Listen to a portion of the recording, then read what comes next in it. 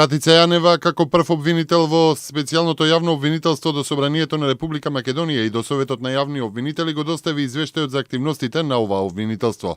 Според извештајот, СДСМ и Зоран Заев на 30 декември до специјалното јавно обвинителство поднеле хард диск со 540.646 аудио фајлови и 6.302 други документи во друг формат.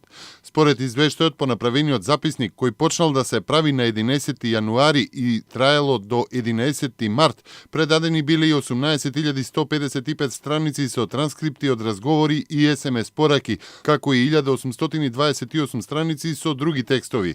Според Јанева, динамиката со општиот работен план на ова јавно обвинителство не била реализирана, зашто го наведува не на временото комплетирање на тимот. Сепак додава дека во уписникот биле запишани вкупно 30 предмети против 80 лица.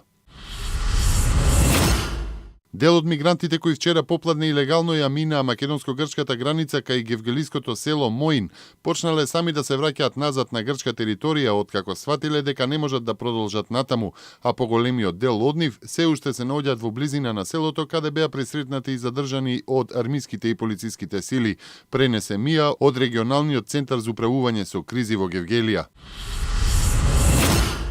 Истекува рокот за доставување годишни даночни пријави за остварен дополнителен приход во текот на 2015 година.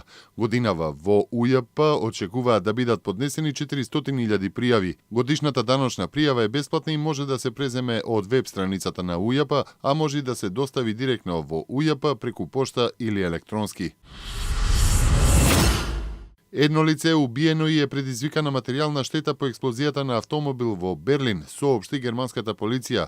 Експлозијата се случила додека возилото било во движење. Според очевидци, од силината на експлозијата автомобилот се кренал во воздух. Полицијата испитува дали има експлозиви во други возила во околината. Не се знае дали станува збор за терористички напад или пак за напад врз возачот, поради причини што истрагата на полицијата сега треба да ги открие. Безбедносните сили го блокирале квартот каде што експлодирало возилото, а на луѓето кои што живеат во тој дел од Берлин им било наредено да останат дома и да не ги отвараат прозорците.